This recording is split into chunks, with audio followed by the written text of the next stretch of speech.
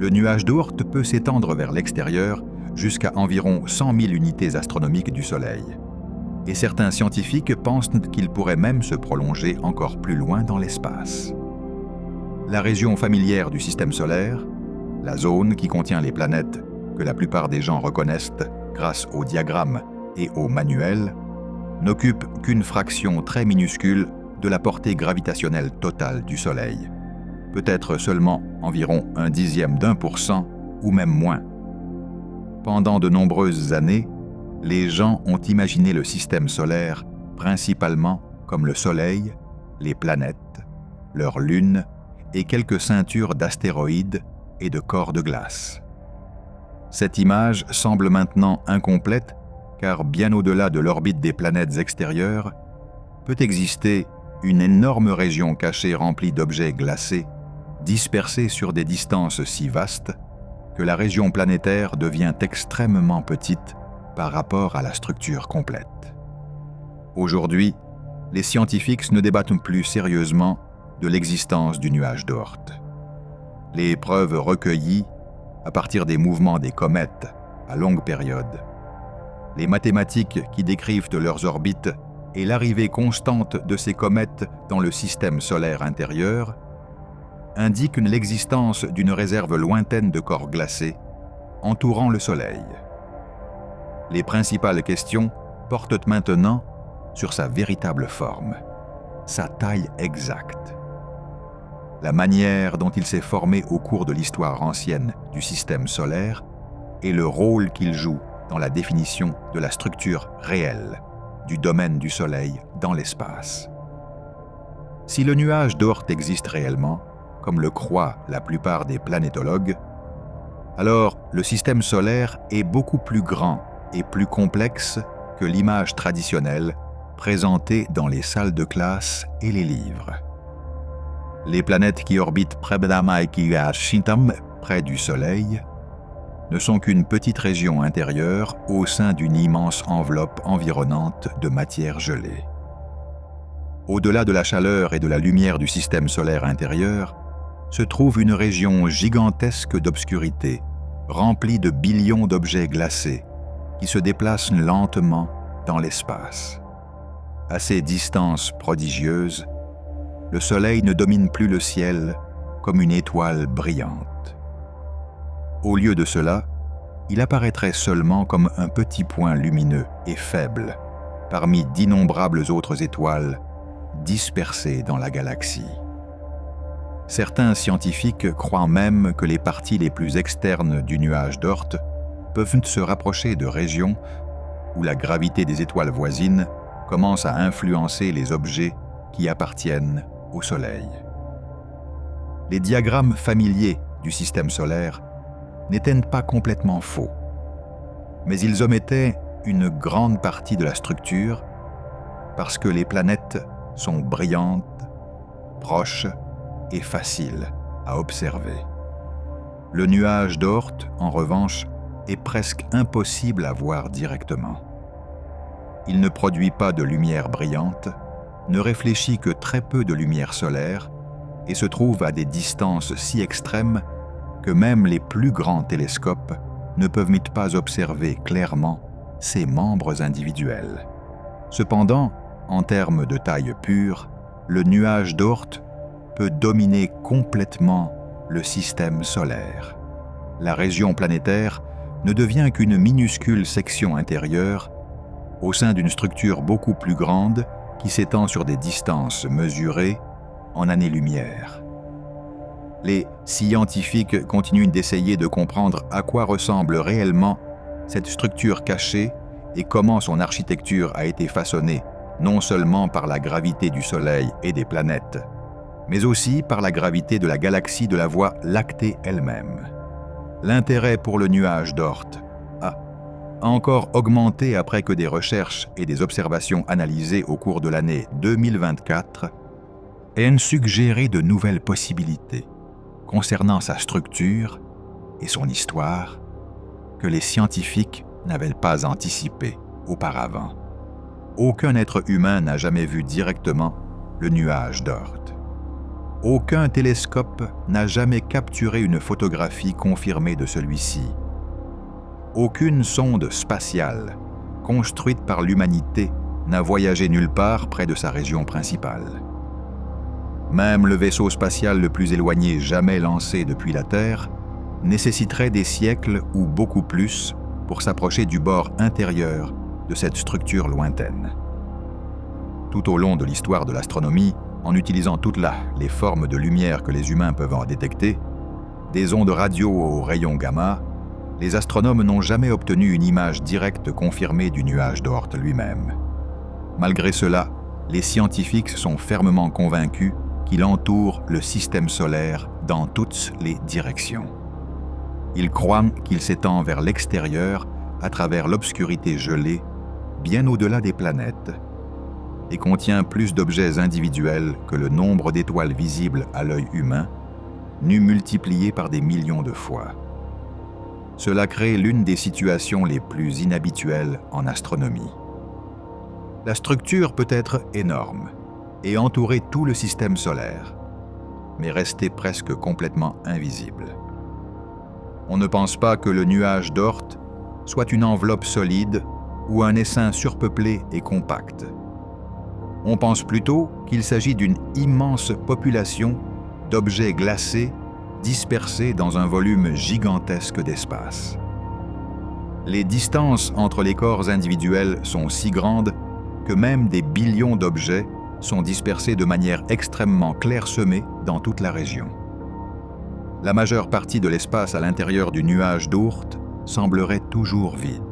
Les scientifiques divisent généralement le nuage d'Oort en deux régions principales, chacune façonnée par des processus physiques différents. La région intérieure est connue sous le nom de nuage de Hills, nommé d'après l'astronome Jack Hills, qui a proposé son existence au cours de l'année 1981. Les scientifiques pensent que cette région intérieure commence quelque part entre 2000 et 5000 unités astronomiques du Soleil et s'étend vers l'extérieur jusqu'à environ 20 000 unités astronomiques. Contrairement à la région extérieure plus sphérique, le nuage de Hills est censé avoir une structure quelque peu aplatie, concentrée de manière lâche autour du plan où les planètes orbitent autour du Soleil. Les scientifiques pensent qu'il pourrait contenir beaucoup plus d'objets que le nuage extérieur, peut-être de 5 à 10 fois plus. Certains modèles estiment que cette seule zone intérieure pourrait contenir des dizaines de milliards, voire des centaines de milliards de corps glacés. Cependant, malgré ces chiffres énormes, les objets restent extrêmement éloignés les uns des autres. Un voyageur traversant cette région sur des millions de milles pourrait ne jamais s'approcher suffisamment d'un objet individuel pour le voir clairement sans instrument. Au-delà du nuage de Hills se trouve le nuage d'Oort extérieur. Les scientifiques pensent que cette région commence quelque part au-delà des 20 000 unités astronomiques et peut se poursuivre vers l'extérieur jusqu'à des distances comprises entre 50 000 et 100 000 unités astronomiques du Soleil. Certaines estimations situent sa limite extérieure encore plus loin, peut-être entre 150 000 et 200 000 unités astronomiques. Le nuage d'Oort extérieur est censé former une enveloppe approximativement sphérique qui entoure le système solaire dans toutes les directions. Les objets qui s'y trouvent orbitent autour du Soleil sous tous les angles possibles. Certains se déplacent dans la même direction que les planètes, tandis que d'autres voyagent dans la direction opposée. Certains suivent des trajectoires qui restent relativement circulaires à d'énormes distances du Soleil. D'autres se déplacent le long d'orbites elliptiques extrêmement étirées, qui les emmènent profondément dans le système solaire intérieur avant de les renvoyer vers l'extérieur pour des voyages qui durent des millions d'années. Le nombre total d'objets à l'intérieur du nuage d'Oort reste incertain, car les scientifiques ne peuvent pas compter directement les corps qu'ils ne peuvent pas observer. Au lieu de cela, ils estiment la population en étudiant le rythme auquel les comètes à longue période apparaissent dans le système solaire intérieur et en modélisant comment les objets peuvent être perturbés et poussés vers l'intérieur depuis des régions lointaines. Des estimations prudentes suggèrent qu'il pourrait y avoir plusieurs centaines de milliards d'objets de plus d'environ un demi-mile de diamètre. D'autres estimations suggèrent que le nombre pourrait dépasser 1 billion. Bien que le nuage puisse contenir de telles quantités étonnantes de corps, on ne pense pas que sa masse totale soit particulièrement importante. Selon le modèle utilisé, le nuage d'Oort complet pourrait ne contenir qu'une fraction de la masse de la Terre, ou peut-être plusieurs fois la masse de la Terre. Des estimations antérieures suggéraient parfois des valeurs plus importantes. Mais des études plus récentes favorisent souvent des totaux plus faibles. Dispersés sur une région qui s'étend potentiellement sur plusieurs années-lumière, cela signifie que le nuage d'Oort est l'une des structures les plus diffuses associées au système solaire. On pense que les objets individuels à l'intérieur du nuage d'Oort sont d'anciens vestiges de la formation du système solaire il y a environ 4 milliards 500 millions d'années. On pense que ces corps glacés sont principalement constitués d'eau gelée, ainsi que de dioxyde de carbone, de méthane, d'ammoniac et d'autres substances gelées mélangées à de la roche et de la poussière. La plupart n'ont probablement que quelques miles de large ou moins, bien que certains puissent être considérablement plus grands. Leurs surfaces sont extrêmement sombres et ne réfléchissent que de minuscules quantités de lumière solaire. À de si grandes distances du Soleil, très peu d'énergie solaire les atteint. Un objet typique dans le nuage d'Oort peut avoir une température de surface de seulement quelques degrés au-dessus du zéro absolu, environ 4 à 10 Kelvin. Sous un tel froid extrême, des substances comme l'azote et le monoxyde de carbone restent complètement congelées à l'état solide. Ces objets dérivent à travers l'obscurité profonde le long de trajectoires orbitales si énormes qu'un seul voyage autour du Soleil peut nécessiter des millions d'années. Les scientifiques pensent que la preuve la plus solide de l'existence du nuage d'Oort provient du comportement des comètes à longue période. Les humains ont observé de telles comètes pendant des milliers d'années. Ces comètes voyagent autour du Soleil sur des orbites qui durent plus de 200 ans, et beaucoup nécessitent des milliers ou des dizaines de milliers d'années pour effectuer une orbite complète. Lorsque les astronomes calculent les parties les plus éloignées de ces orbites cométaires, connues sous le nom d'aphélies, ils constatent à plusieurs reprises que beaucoup semblent provenir de régions extrêmement lointaines, bien au-delà des planètes connues. Avec le temps, ce schéma est devenu trop cohérent pour être ignoré, ce qui a conduit les scientifiques à conclure qu'une vaste réserve cachée de corps glacés doit exister dans le système solaire extérieur lointain. Le Soleil est une sphère massive faite de plasma extrêmement chaud, avec un diamètre d'environ 860 000 miles. Au plus profond de son noyau, les températures montent au-delà de 27 millions de degrés Fahrenheit.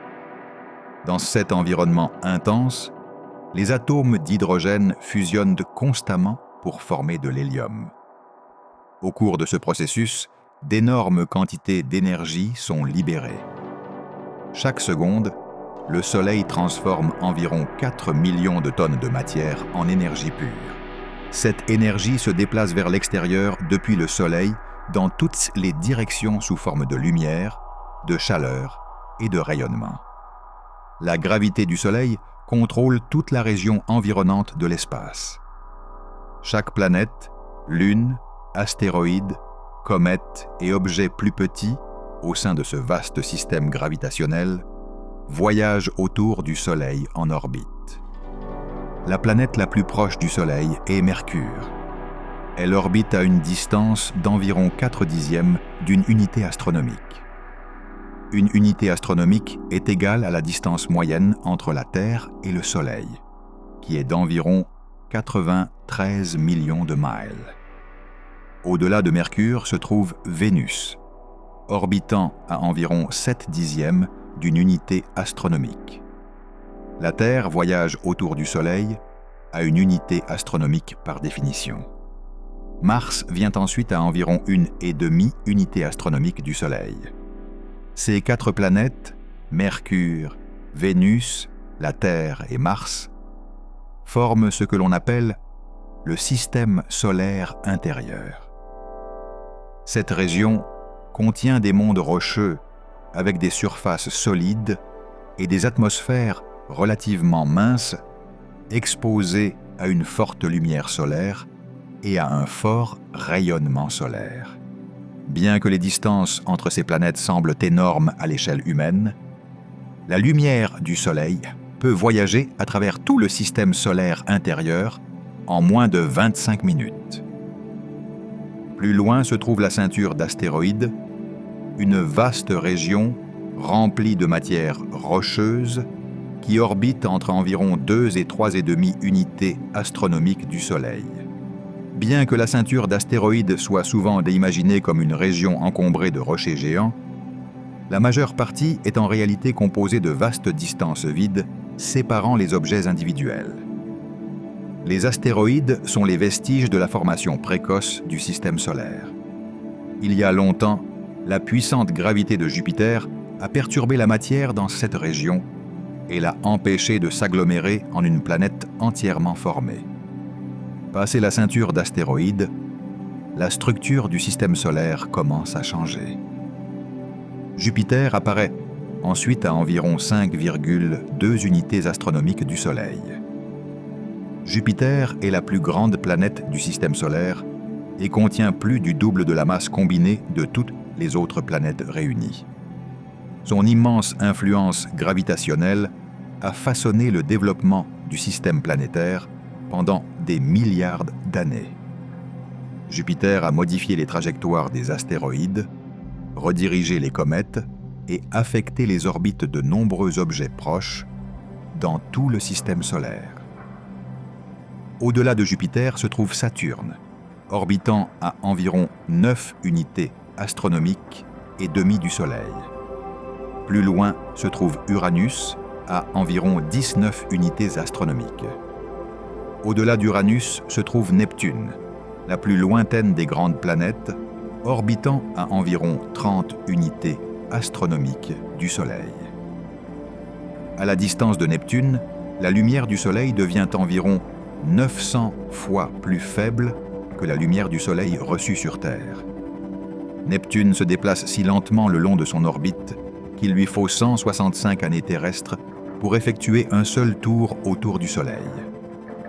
Un être humain pourrait naître, vivre toute une vie et mourir avant que Neptune ne revienne à la même position sur son orbite. Pour beaucoup de gens, c'est là que s'arrête leur compréhension du système solaire.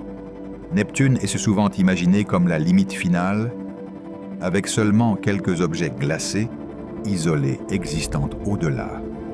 Beaucoup de gens imaginent la région après Neptune comme presque complètement vide, menant directement à l'obscurité entre les étoiles.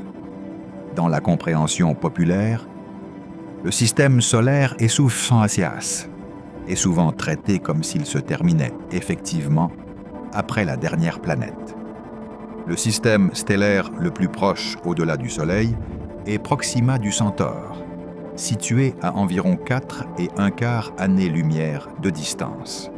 En raison de cette énorme distance, il est facile de supposer que la région entre Neptune et les étoiles les plus proches contient peu de choses importantes. Cependant, le système solaire extérieur est beaucoup plus grand et plus complexe que ce que cette image simplifiée suggère. Au-delà de Neptune se trouve la ceinture de Kuiper, une vaste région en forme de disque rempli de corps glacés qui orbitent entre environ 30 et 50 unités astronomiques du Soleil. Cette région comprend Pluton, qui orbite à environ 39 unités astronomiques du Soleil, ainsi que des milliers d'autres objets gelés, restent des premières étapes de la formation du système solaire.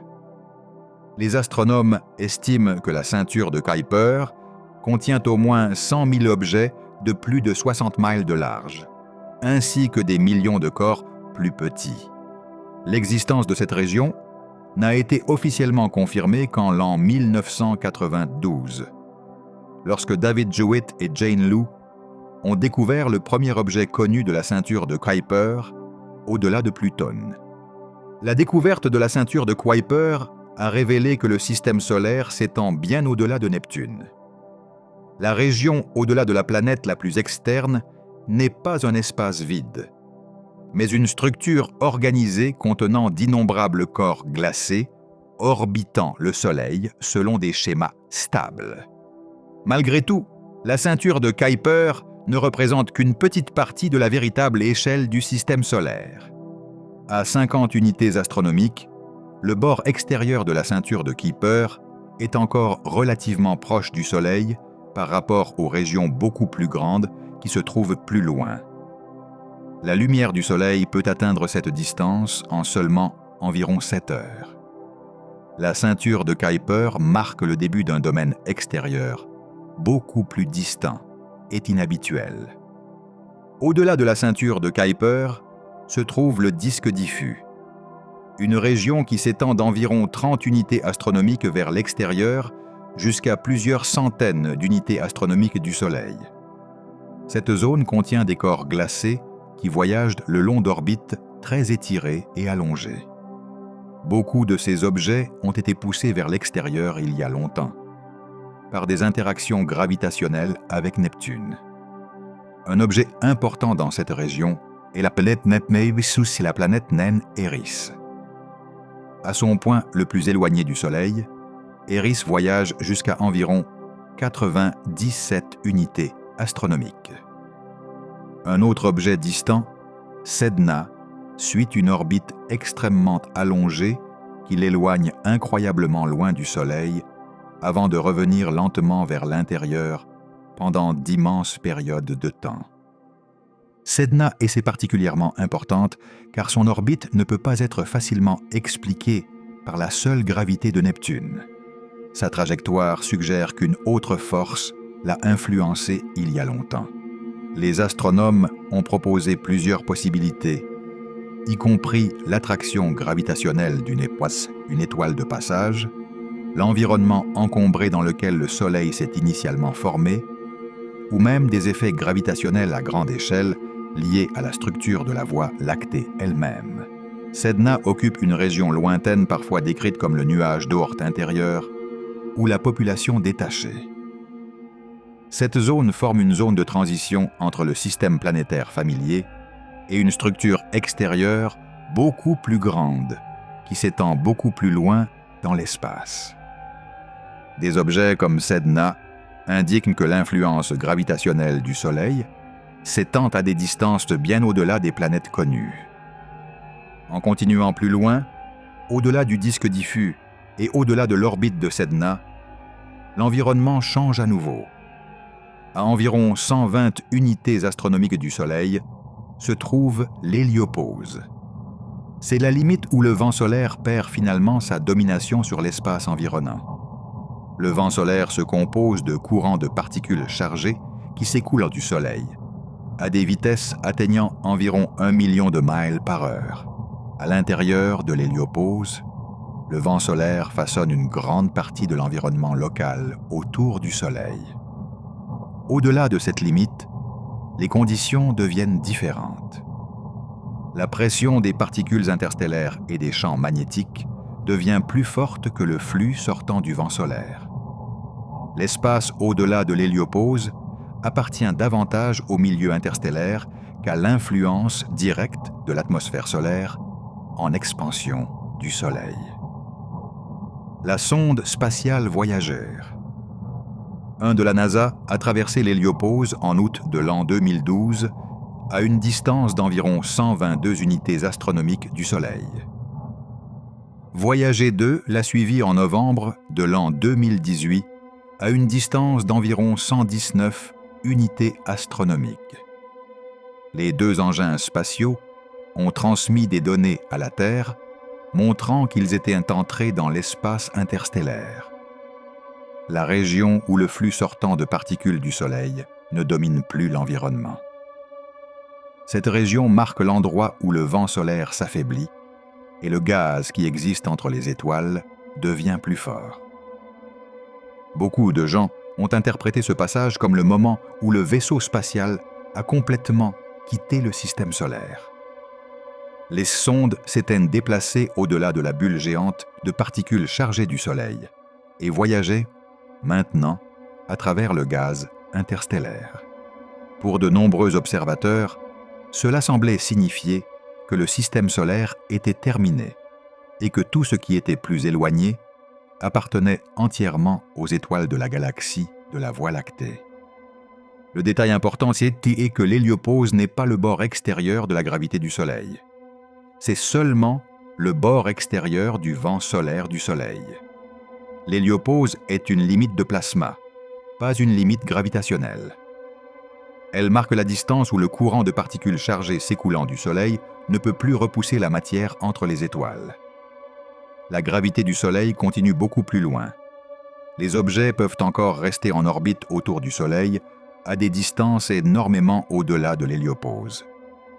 L'héliopause existe à environ 120 unités astronomiques, mais l'influence gravitationnelle du Soleil peut s'étendre vers l'extérieur jusqu'à environ 100 000 unités astronomiques ou même plus. Cette différence est énorme. La distance atteinte par les Voyager ne représente qu'une très petite partie du véritable domaine du Soleil. Même après avoir traversé l'héliopause, les vaisseaux spatiaux étaient encore profondément à l'intérieur du territoire gravitationnel du Soleil. Atteindre les véritables limites extérieures de l'influence du Soleil nécessiterait des voyages qui dureraient de nombreuses centaines de siècles.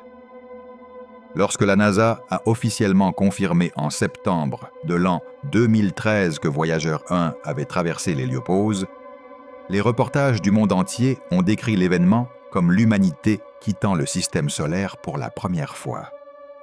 La formulation était techniquement correcte, dans un sens strict, car le vaisseau spatial était entré dans l'espace interstellaire. Mais la façon dont l'histoire a été présentée a provoqué un malentendu généralisé. Beaucoup de gens sont restés convaincus que le système solaire lui-même se terminait à environ 120 unités astronomiques. Les émissions de télévision, les articles, les documentaires et les discussions en ligne ont répété la même idée de base. Le vaisseau spatial le plus éloigné de l'humanité aurait quitté le système solaire. L'histoire donnait l'impression que le voisinage du Soleil avait été complètement traversé et laissé derrière. Un grand nombre de personnes ont accepté cette description comme un fait établi et n'ont jamais rencontré la réalité beaucoup plus vaste. En vérité, Voyager 1 n'a traversé que le bord de la bulle de plasma du Soleil. Il est entré dans une région où les particules de l'espace interstellaire sont devenues plus importantes que les particules transportées vers l'extérieur par le vent solaire. Cette transition est scientifiquement importante dans le domaine de l'héliophysique, car elle représente un réel changement environnemental dans l'espace. La densité des particules, les champs magnétiques et le comportement du rayonnement cosmique deviennent tous différents au-delà de l'héliopause. Rien de tout cela ne marque la fin de la gravité du Soleil. Le Soleil exerce toujours son influence sur des distances des milliers de fois plus grandes. L'héliopause, c'est simplement une transition dans les conditions des particules à l'intérieur de l'espace. La véritable région extérieure du système solaire se trouve bien plus loin. Ce malentendu a créé une image mentale durable du système solaire qui était trop petite. Lorsque les gens entendent plus tard que le nuage d'Oort peut s'étendre jusqu'à 100 000 unités astronomiques ou plus, le nombre semble souvent impossible, car il entre en conflit avec l'idée précédente selon laquelle le système solaire se termine près de 120 unités astronomiques. Les deux échelles sont si différentes que beaucoup de gens ont du mal à les situer ensemble dans la même image de l'espace. Le malentendu est devenu encore plus fort car il était lié à l'une des réalisations les plus célèbres de l'histoire de l'exploration spatiale. L'histoire de voyageurs quittant le système solaire a été répétée si souvent qu'elle est restée profondément ancrée dans la mémoire du public. Bien au-delà de l'héliopause, bien au-delà de l'orbite de Sedna, et bien au-delà de toute région directement explorée par des engins spatiaux, il existe des preuves d'une énorme structure distante entourant le Soleil. Cette preuve se présente à plusieurs reprises sous la forme de comètes, en particulier des comètes à longue période. Certaines comètes, comme la comète de Halley, reviennent selon des cycles prévisibles qui durent des décennies ou des siècles. Ces comètes à courte période voyagent généralement sur des trajectoires relativement compactes qui restent quelque peu proches du plan dans lequel les planètes orbitent.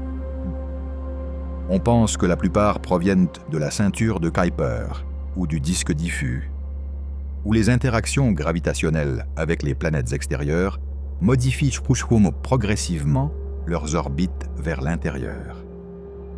Les comètes à longue période se comportent très différemment. Leurs orbites peuvent nécessiter des milliers, des dizaines de milliers ou même des centaines de milliers d'années pour être complétées. Elles voyagent vers l'intérieur depuis d'immenses distances, s'approchent du Soleil, développent des queues brillantes à mesure que leurs matériaux gelés se réchauffent, puis s'éloignent de nouveau vers l'espace profond sur des trajectoires orbitales extrêmement étirées.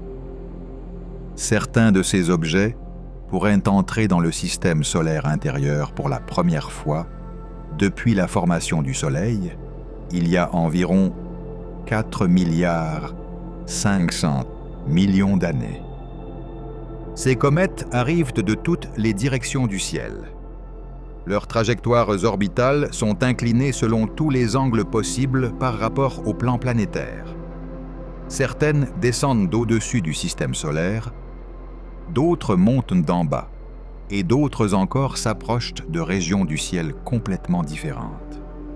Si les astronomes cartographient les points les plus éloignés de ces orbites cométaires, le motif forme une distribution approximativement sphérique qui entoure le Soleil plutôt qu'un disque plat. Ce motif révèle l'existence d'une énorme réserve d'objets glacés située bien au-delà des planètes. La réserve doit entourer le Soleil dans toutes les directions pour produire des comètes qui arrivent de toutes les parties du ciel. Elle doit également exister à d'énormes distances pour expliquer les périodes orbitales extrêmement longues de ces comètes. L'approvisionnement en objets à l'intérieur doit être extraordinairement grand, car les comètes à longue période ont continué à apparaître tout au long de l'histoire enregistrée, tandis que beaucoup sont détruites après des approches répétées du Soleil. Cette conclusion est basée sur la mécanique orbitale et l'observation directe.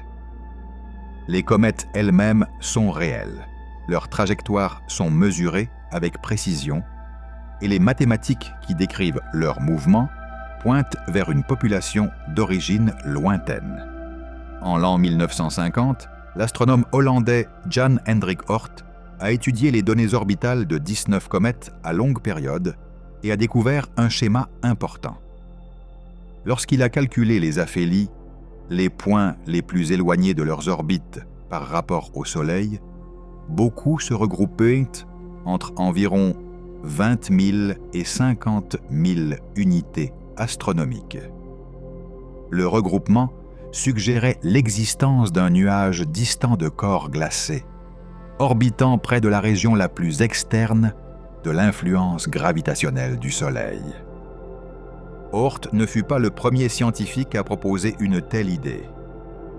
En l'an 1932, l'astronome estonien Ernst Öpik avait déjà suggéré qu'une réserve lointaine de comètes pourrait exister au bord du système solaire.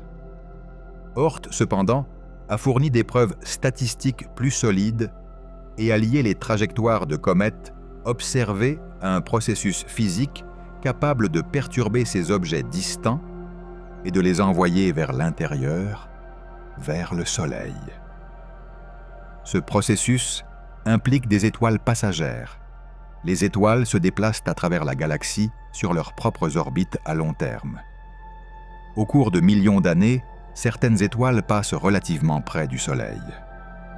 Ces rencontres sont généralement trop lointaines pour perturber les planètes, mais elles peuvent légèrement altérer les orbites des corps glacés situés à l'extrémité extérieure de la portée gravitationnelle du Soleil.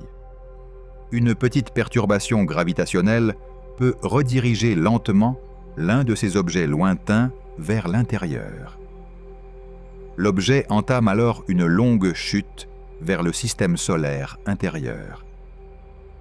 Finalement, il traverse la région des planètes géantes, se rapproche du Soleil, se réchauffe et développe la queue brillante associée aux comètes. L'orbite d'une telle comète préserve des informations sur son origine lointaine. Ces trajectoires pointent tassinant vers un gigantesque nuage sphérique qui entoure le système solaire à des distances des milliers de fois plus grandes que l'orbite de Neptune. Cette structure fut plus tard connue sous le nom de nuage d'Oort, en l'honneur de Jan Hendrik Oort. Au fil des décennies, des observations supplémentaires et des modèles améliorés ont continué à renforcer les preuves appuyant l'existence de ce nuage distant. Les premières estimations situaient la limite extérieure entre 50 000 et 100 000 unités astronomiques du Soleil. Des études ultérieures ont suggéré des distances extérieures possibles de 150 000 ou même de 200 000 unités astronomiques. Convertis en années-lumière, ces chiffres deviennent encore plus frappants. 100 000 unités astronomiques équivalent à environ une année-lumière et demie. 200 000 unités astronomiques équivalent à plus de 3 années-lumière. L'étoile la plus proche connue du Soleil, Proxima du Centaure, se trouve à environ 4 années-lumière et un quart de distance. Si le nuage d'Oort atteint réellement ces distances, alors l'influence gravitationnelle du Soleil peut s'étendre sur une fraction significative du chemin vers l'étoile la plus proche. Le système solaire occuperait donc une région bien plus grande que la disposition planétaire familière habituellement montrée dans les diagrammes éducatifs. L'image courante du système solaire n'inclut souvent que les 8 planètes principales, orbitant relativement près du Soleil. En réalité, ces planètes ne peuvent occuper que la minuscule région centrale d'une énorme structure sphérique qui s'étend sur des distances mesurées en années-lumière. Les planètes, leurs lunes, la ceinture d'astéroïdes, la ceinture de Kuiper et même l'héliopause tiennent toutes dans les 150 premières unités astronomiques du Soleil, tandis que les régions extérieures possibles du nuage d'Oort peuvent s'étendre sur des dizaines de milliers d'unités astronomiques supplémentaires dans l'espace interstellaire.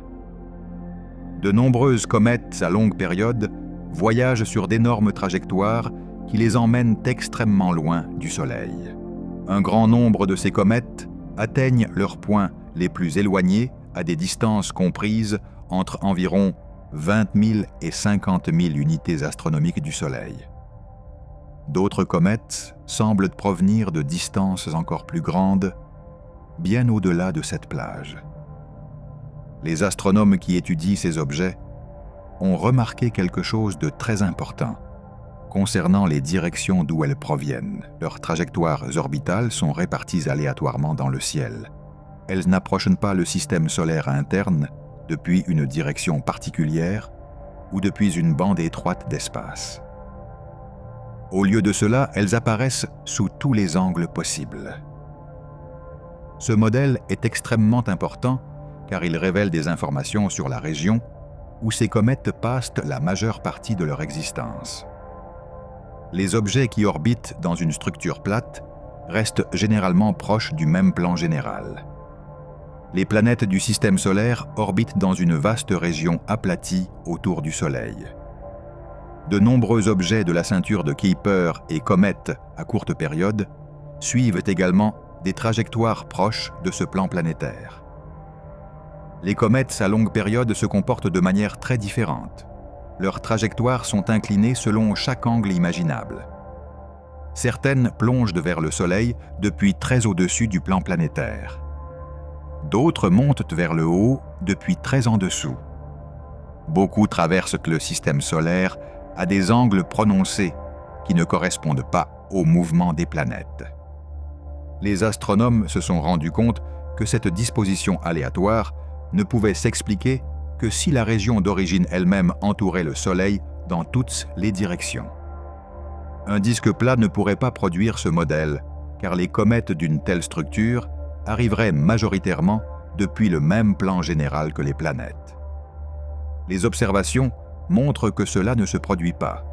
La seule structure qui correspond aux preuves est une gigantesque coquille sphérique de matière glacée qui s'étend autour du système solaire à d'immenses distances du Soleil.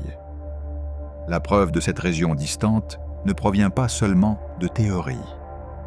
Elle provient d'objets réels qui entrent dans le système solaire interne et dont les mouvements peuvent être mesurés avec une grande précision. Chaque comète à longue période nouvellement découverte fournit des informations supplémentaires sur la structure qui l'a envoyée vers l'intérieur. Un exemple célèbre est la comète Hale-Bopp, qui est devenue visible en l'an 1997. Elle est devenue l'une des comètes les plus brillantes et les plus soigneusement observées du XXe siècle. Les astronomes ont calculé qu'il lui faut environ 2500 ans pour effectuer une orbite autour du Soleil. Son point le plus éloigné du Soleil se trouve à environ 370 unités astronomiques. Cette distance situe Hale-Bopp plus près de la région associée au disque diffus et à la zone de transition liée au nuage de Hills que du lointain nuage d'Oort extérieur lui-même. Malgré tout, la comète continue de démontrer le processus général que l'on pense être à l'œuvre dans tout le système solaire extérieur. Pendant des milliers d'années, Hale-Bopp est resté dans les régions extérieures extrêmement froides, bien au-delà des planètes principales. Pendant cette longue période, elle a préservé d'anciens matériaux congelés, vestiges de la formation précoce du système solaire. Finalement, des forces gravitationnelles ont altéré son mouvement et l'ont dirigé vers l'intérieur, vers le Soleil. À mesure qu'elle s'approchait du système solaire interne plus chaud, la lumière du Soleil a réchauffé sa surface glacée et a créé l'apparence brillante et lumineuse qui l'a rendue visible depuis la Terre. Après être passée par le système solaire interne, la comète a de nouveau entamé son long voyage vers l'extérieur, vers l'obscurité lointaine. Un autre exemple important est la comète Hyakutake, qui s'est passée près de la Terre en l'an 1996. Avant d'entrer dans le système solaire interne, cette comète a voyagé vers l'extérieur jusqu'à des distances estimées entre 1000 et 2000 unités astronomiques du Soleil. Sa période orbitale avant cette rencontre a probablement duré des milliers, voire des dizaines de milliers d'années. Ces distances énormes situent son point le plus éloigné près de la région, associée au nuage d'Oort interne.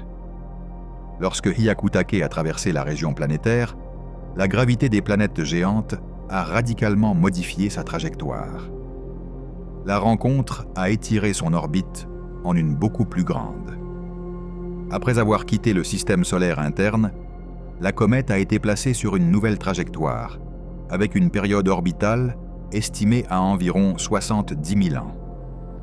Son point le plus éloigné atteint maintenant environ 3 000 à 4 000 unités astronomiques du Soleil.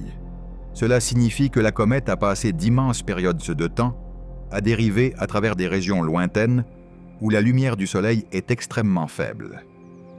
La dernière fois qu'elle aurait pu visiter le système solaire interne aurait pu se produire à une époque où les humains vivaient encore dans des conditions de l'âge de glace et créaient des peintures sur les parois des grottes. Pendant des milliers et des milliers d'années, la comète est restée dans l'obscurité profonde avant que la gravité ne la redirige finalement vers le Soleil. Certaines comètes à longue période possèdent des orbites encore plus immenses. Certains objets nécessitent des centaines de milliers, voire des millions d'années pour effectuer un seul voyage autour du Soleil. Ces comètes se déplacent vers l'âme, vers l'extérieur, jusqu'à des distances de dizaines de milliers d'unités astronomiques, profondément dans le nuage d'Oort extérieur. Elles sont considérées comme certaines des preuves les plus claires de l'existence de cette vaste région lointaine. Chacune de ces comètes transporte d'anciens matériaux congelés qui sont restés majoritairement inaltérés depuis la naissance du système solaire, il y a des milliards d'années. Leur composition chimique préserve des informations sur le nuage original de gaz et de poussière à partir duquel les planètes se sont formées. En étudiant les gaz, la glace et la poussière libérées par ces comètes, les astronomes peuvent investiguer les conditions qui existaient pendant les premières étapes de l'histoire du système solaire. Leurs trajectoires fournissent également des preuves essentielles. Parce que ces comètes arrivent de toutes les directions du ciel, elles appuient fortement l'idée que leur région d'origine forme une sphère gigantesque qui entoure le Soleil. Un exemple plus récent est la comète Sebar 2025 R3 Pan-STARRS, découverte en septembre de l'an 2025 et confirmée plus tard par le Centre des planètes mineures. Les astronomes l'ont identifiée comme une comète à longue période, voyageant sur une orbite très inclinée bien au-dessus du plan planétaire. Ce type de trajectoire correspond au modèle attendu pour les objets originaires du nuage d'Oort.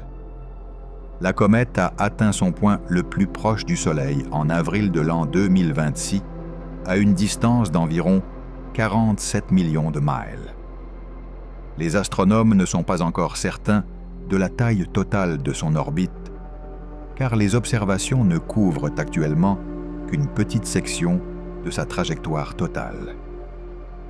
Malgré tout, les estimations suggèrent que sa période orbitale pourrait durer des milliers d'années. Des objets tels que le Sebar 2025 R3 continuent d'arriver régulièrement du lointain système solaire extérieur.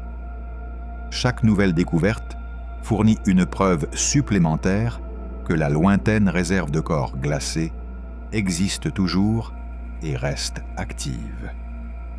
Ces comètes sont progressivement redirigées vers l'intérieur sous l'influence des marées galactiques, des rencontres avec des étoiles de passage et d'autres perturbations gravitationnelles qui agissent sur d'immenses laps de temps. Les comètes ne sont pas la seule preuve qui soutient l'existence du nuage d'Oort. Les astronomes ont également découvert des objets lointains qui ne s'approchent jamais du système solaire interne, mais dont les orbites étranges suggèrent fortement la présence d'une structure extérieure massive qui entoure le Soleil. Le plus célèbre de ces objets est Sedna. Découvert en l'an 2003, par Mike Brown, Chad Trujillo et David Rabinowitz.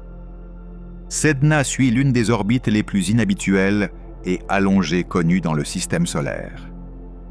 Son approche la plus proche du Soleil se produit à environ 76 unités astronomiques. Cette distance est déjà bien au-delà de l'orbite de Neptune et très en dehors de la région principale où les planètes géantes exercent un fort contrôle gravitationnel. Son point le plus éloigné s'étend jusqu'à environ 937 unités astronomiques du Soleil. Sedna nécessite environ 11 400 ans pour effectuer une seule orbite. Elle occupe une région lointaine qui ne correspond pas parfaitement aux catégories de la ceinture de Kuiper, du disque diffus ou du classique nuage d'Oort extérieur. Elle est trop éloignée pour être facilement expliquée par l'influence gravitationnelle ordinaire de Neptune, mais elle reste beaucoup plus proche que les distances énormes associées au nuage d'Oort le plus externe. Pour cette raison, les astronomes pensent que Sedna préserve la preuve des événements qui ont façonné le système solaire extérieur précoce et ont contribué à la formation du nuage d'Oort lui-même.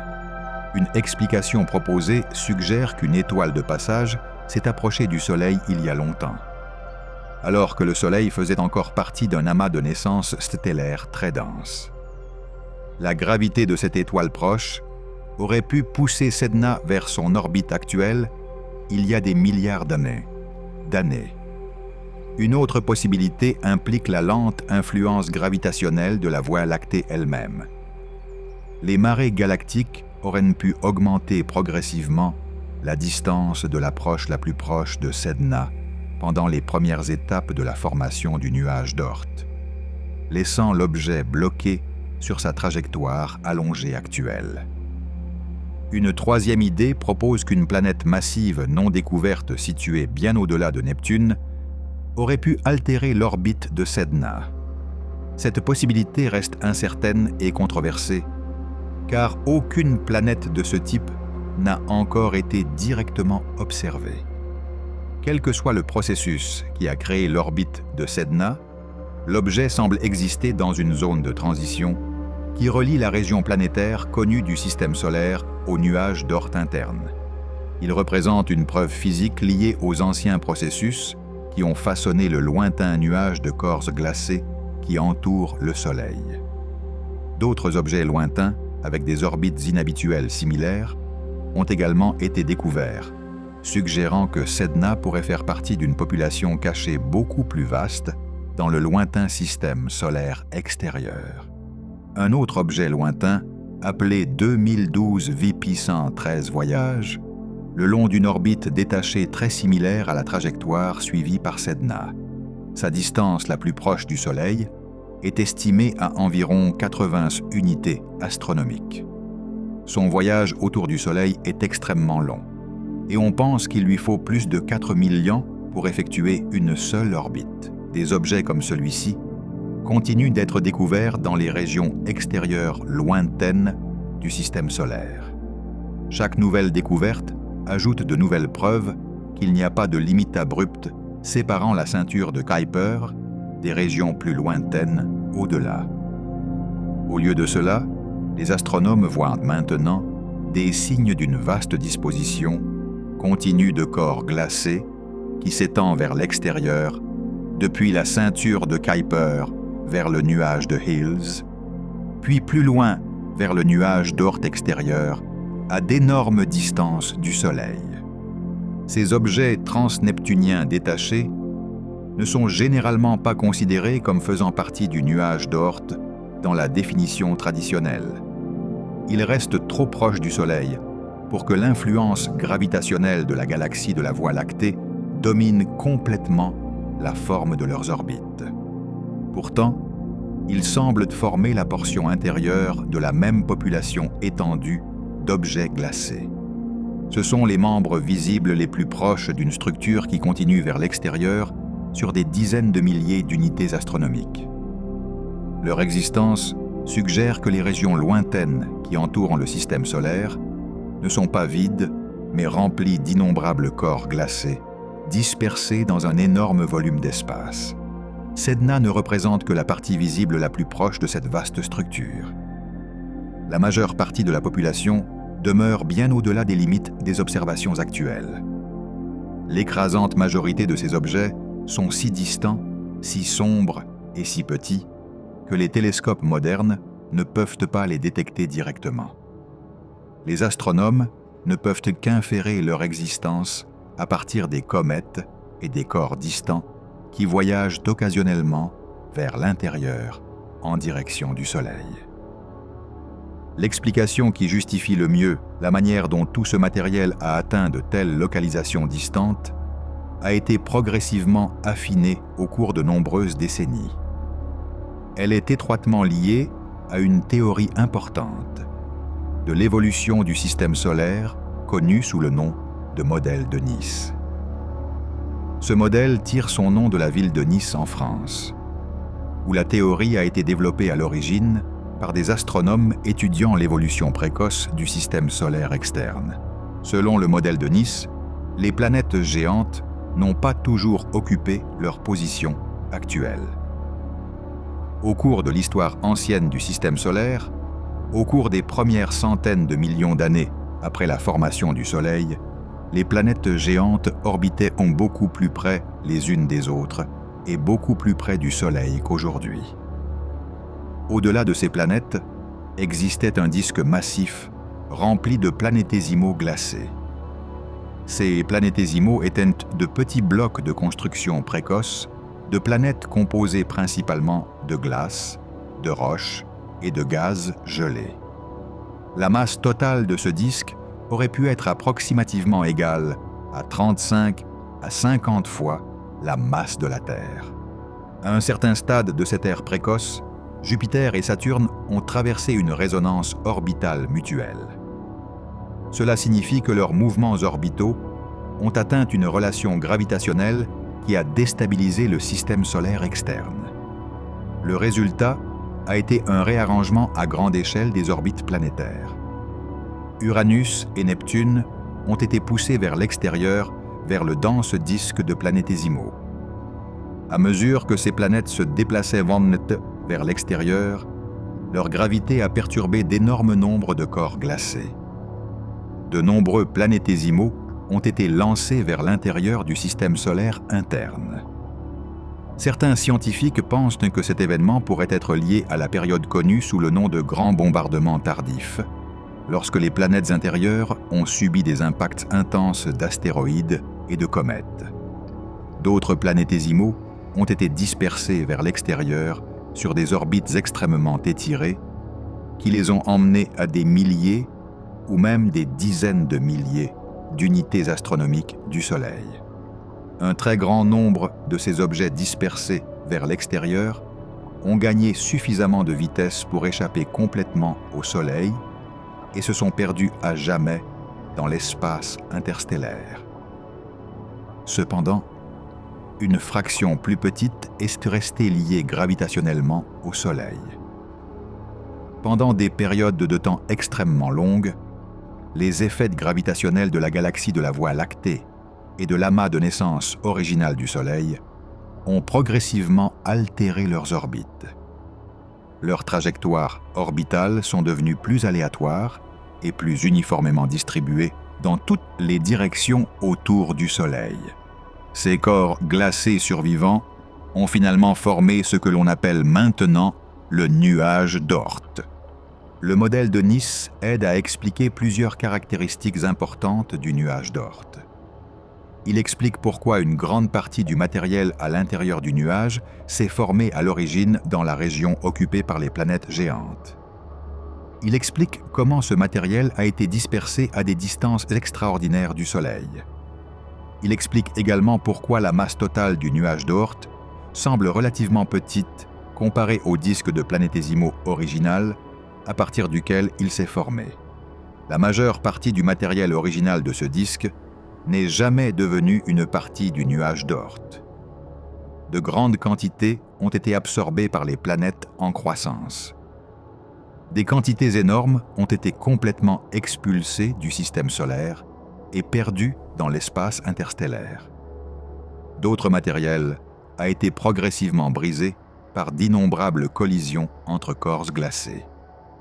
Les astronomes estiment que seul un très petit pourcentage, peut-être d'environ 1% à plusieurs pourcents du disque original, a fini par être piégé dans le nuage d'Oort. Même cette petite fraction a suffi à créer une population contenant des milliards d'objets glacés, répartis sur d'immenses distances. Un mystère supplémentaire concerne la survie à long terme des comètes à longue période.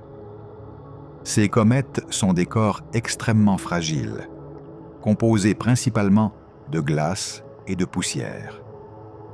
Chaque fois que l'un d'eux s'approche du Soleil, le réchauffement solaire provoque la vaporisation d'une partie de son matériel congelé en gaz. Ce gaz et cette poussière qui s'échappe forment la coma brillante et la queue qui rend les comètes visibles depuis la Terre. Lors de chaque passage près du Soleil, une partie de la masse de la comète est perdue en permanence. Après des voyages répétés à travers le système solaire interne, une comète typique perd progressivement tellement de matériel qu'elle finit par se briser ou devenir inactive. Cela signifie que les comètes à longue période ne peuvent pas survivre éternellement une fois qu'elles commencent à faire des voyages répétés près du Soleil. Cependant, de nouvelles comètes à longue période continuent d'apparaître encore et encore. Siècle après siècle, les astronomes observent de nouvelles comètes arrivant sur des trajectoires qui indiquent qu'elles entrent dans le système solaire interne pour la première fois. Cette apparition continue de nouvelles comètes nécessite l'existence d'une réserve distante qui fournit des remplacements. Sans une telle réserve, la population de comètes à longue période aurait disparu il y a des milliards d'années.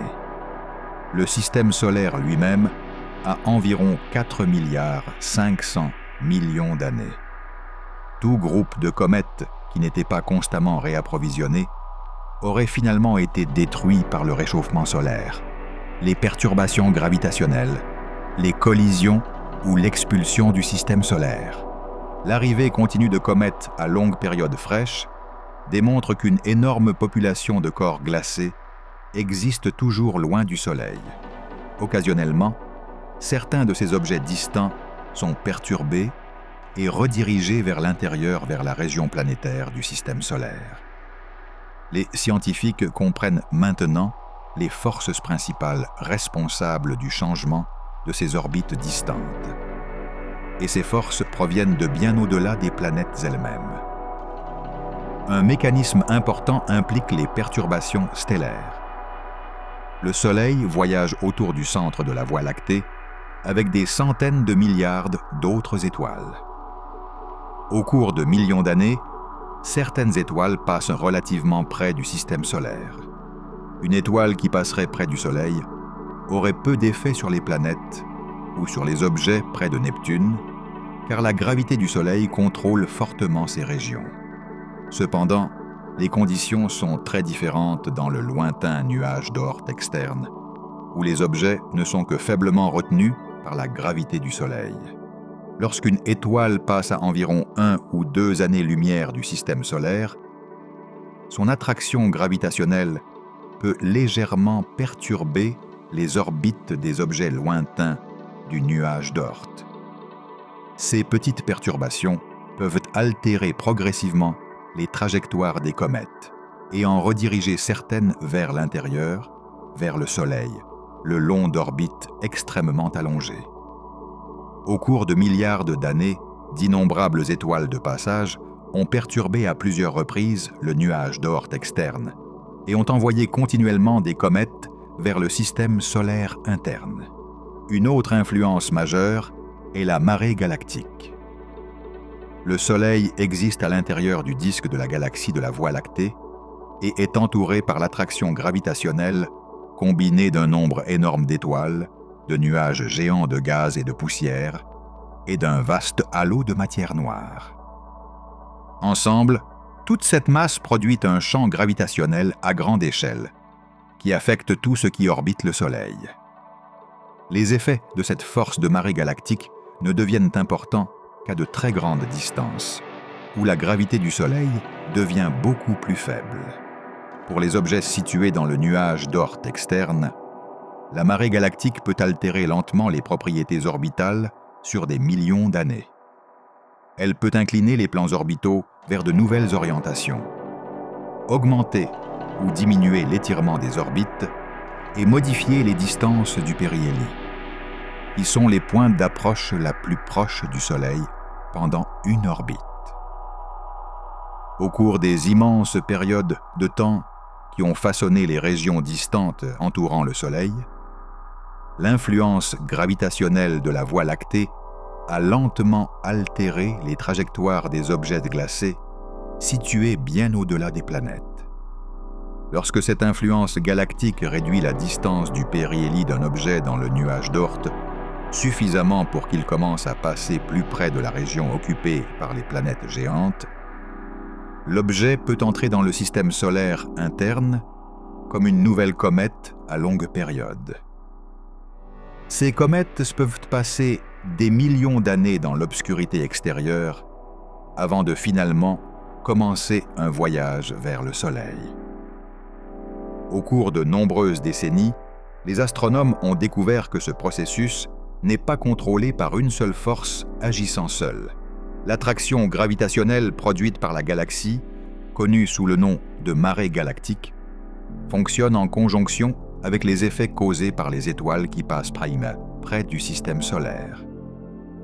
Des astronomes tels que Hans Rieckmann et Mark Fouchard, ainsi que d'autres chercheurs, ont contribué à expliquer comment ces effets opèrent ensemble sur des périodes de temps extrêmement longues. La marée galactique modifie lentement les orbites des corps glacés distants au cours de vastes époques. Ces changements se produisent de manière graduelle et continue. Les étoiles de passage introduisent des perturbations gravitationnelles supplémentaires qui se produisent de manière plus soudaine et moins prévisible. Lorsque les étoiles se déplacent relativement près du système solaire, leur gravité altère légèrement les mouvements de certains objets du nuage d'Oort, aidant parfois à les déplacer vers des orbites qui les rapprochent du Soleil. La marée galactique et ses perturbations stellaires renforcent les effets mutuels. Ensemble, elles maintiennent un approvisionnement continu de comètes à longue période, entrant dans le système solaire interne.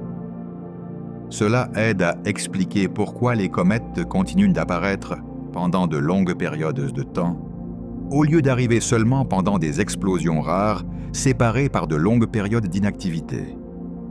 Le nuage distant d'objets glacés continue de fournir de nouvelles comètes petit à petit, au fil du temps. Les astronomes ont identifié plus tard un autre processus important qui contribue à ce mouvement continu de corps glacés. En l'an 2009, les astronomes Nathan Kaib et Thomas Quinn ont utilisé des simulations informatiques détaillées pour étudier comment les objets de la partie intérieure du nuage d'Oort, souvent appelé nuage de Hills, peuvent éventuellement atteindre le système solaire interne par une voie différente. Les objets du nuage de Hills restent plus étroitement connectés au Soleil par la gravité que les objets situés dans le nuage d'Oort externe. Pour cette raison, la marée galactique et les étoiles de passage seules ne peuvent généralement pas les déplacer directement dans le système solaire interne. Au lieu de cela, une autre séquence d'événements se produit. Certains de ces corps glacés subissent des rencontres gravitationnelles avec les planètes géantes. Ces interactions peuvent les pousser vers l'extérieur, vers le nuage d'Oort externe, plus distant. Une fois qu'ils s'éloignent du Soleil, les influences gravitationnelles externes, comme la marée galactique et les étoiles proches, peuvent plus facilement altérer leur trajectoire. Finalement, certains de ces objets sont redirigés vers l'intérieur, vers le Soleil. Lorsqu'ils apparaissent dans le système solaire interne, ils peuvent sembler de sembler provenir du nuage d'Oort externe, bien qu'ils aient en réalité commencé beaucoup plus près du Soleil, dans la région du nuage de Hills.